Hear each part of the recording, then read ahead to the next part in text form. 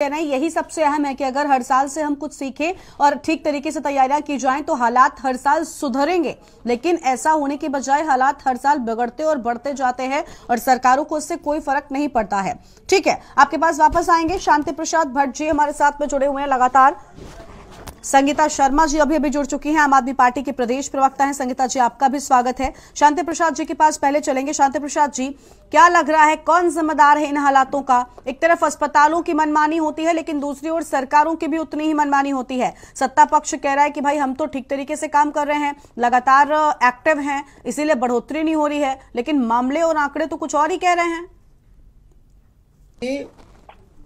देहरादून जो अस्थायी राजधानी है, यहाँ की स्थिति कमोवेश दिल्ली की तरह हो चुकी है।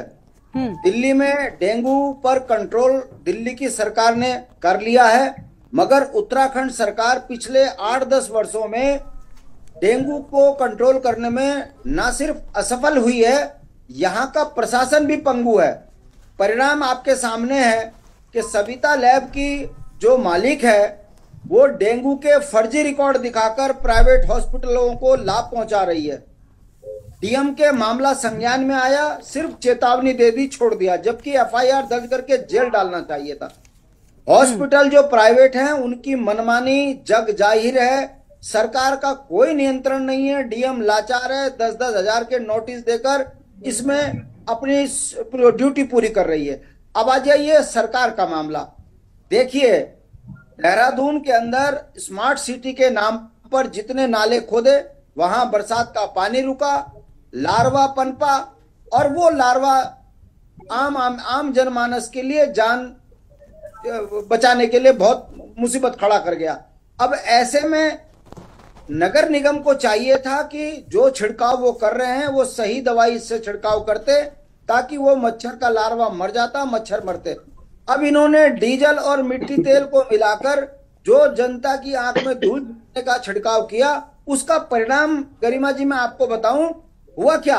सड़क पे इन्होंने छिड़काव किया, वो मच्छर मरे तो नहीं, वो मच्छर लोगों के घरों में घुस गए, और घरों में जो बेचारे सुरक्षित थे उनके घरों में, सबके घरों में मच्छरों ने जो है ऐसा आतंक फैलाया कि आज देहरादून के सरकारी मशीनरी तो ठप हो गई। सिर्फ बयान चल रहे हैं कि हमने व्यवस्था कर दी है, आप सरकारी हॉस्पिटल में प्लेटलेट्स लेकर जाओ, मिलेगी नहीं। केवल एक बुखार की दवाई के लिए लाइन लगाओ, सुबह लगाओगे शाम को मिलेगा, ये स्थिति हो गई।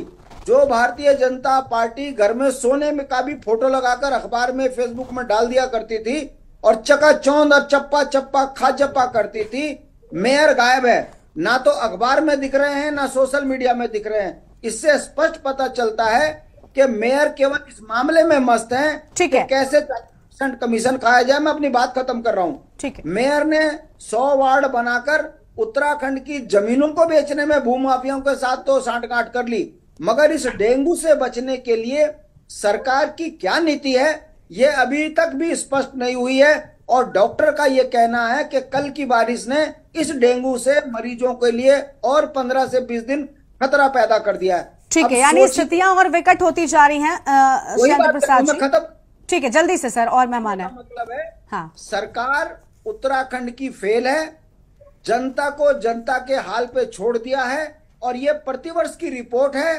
दिल्ली की सरकार से सबक अगर ये सरकार लेती तो दिल्ली में आज डेंगू बहुत ज्यादा नियंत्रण में है, मगर उत्तराखंड के अंदर डेंगू ऐसी महामारी बन गई है कि अभी तो सरकारी रिकॉर्ड में 14-15 आदमी मरे हैं। अगर जमीनी हकीकत में देखें तो हर घर के अंदर बहुत बुरी स्थिति है, और भारतीय जनता पार्टी का सरकार का नियंत्रण ना डॉक्टरों पे है ना प्राइवेट हॉस्पिटलों में है, केवल जनता की आंख में धूल झोंक कर जनता को जनता के हाल में छोड़ा है। ये स्मार्ट सिटी का हाल है, ये अस्थायी राजधानी का हाल है। ठीक है सर, कुल मिलाकर आपको लग रहा है ना कि भाई सरकार ने ठीक तरीके से काम नहीं किया और अब स्थितियां विकट होती जा रही हैं, आम लोगों की जान पर खतरा बना हुआ है, क्योंकि डेंगू से इसके पहले भी किस तरीके से लोगों ने अपनी जान गंवाई है।